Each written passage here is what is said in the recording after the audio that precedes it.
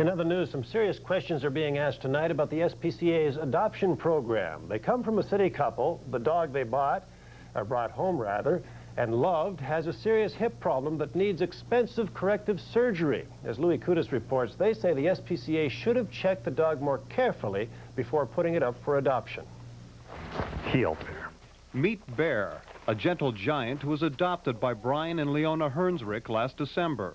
The problem is, the year-and-a-half cross will likely have to be put down in a few months. He's my kid, and I don't think he's had a long enough life. It breaks my heart. I'd do anything for him to be okay. The Hernsrichs say they adopted the dog from the SPCA in good faith. They were told Bear was checked and medically sound.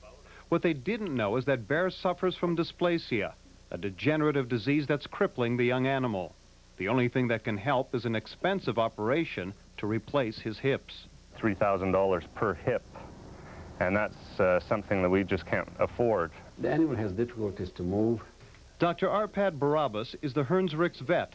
He says dysplasia is an inherited disease, and he's seen other dogs adopted from the SPCA who also have had health problems.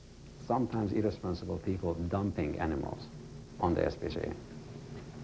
And responsible people are picking up an animal in good faith. And they get something they didn't bargain for. The SPCA says its animals are checked, vaccinated, and dewormed when they're taken in. In Bear's case, the SPCA says there were no indications of dysplasia, and they don't have the equipment needed for further diagnosis. In order for us to diagnose a severe condition such like hip dysplasia, what we would need actually is an X-ray machine. Now, because of funding and because of the limited budget that we have, right now we simply cannot afford an X-ray facility. Bear's condition is getting progressively worse. The Hernsrichs say unless they can raise enough money for the operation, Bear will soon become immobile and have to be destroyed. Louis Kudus, Calgary 7 News.